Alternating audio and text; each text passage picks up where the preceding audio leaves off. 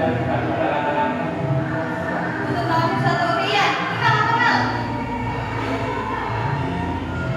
Teksnya digunakan untuk apa? Melakukan sesuatu. Oke. Teks prosedur itu salah satu jenis teks yang berisi apa langkah-langkah melakukan suatu kegiatan. Misalnya, kalau kalian ingin misal bikin kue ya, langkah-langkah untuk membuat kue. Kalau misal kalian menyalakan AC, langkah-langkah untuk menyalakan AC. Sebelum ke contoh, kita ini basuh. Apa sih strukturnya? Jangan lupa dicatat ya.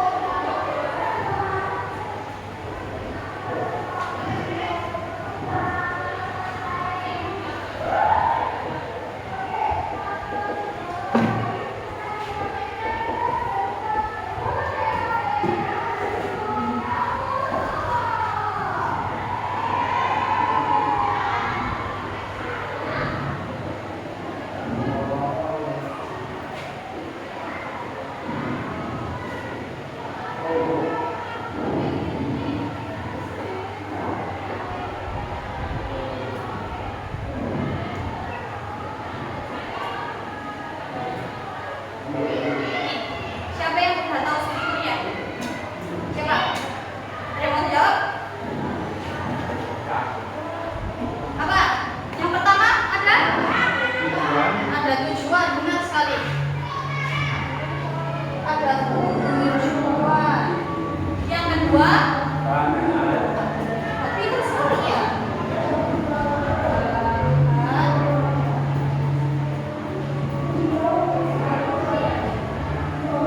Terus yang ketiga ada apa lagi? Langkah.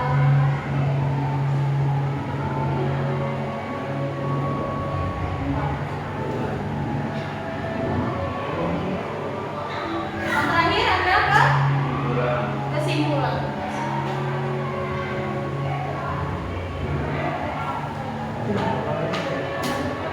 Silakan buka bukunya.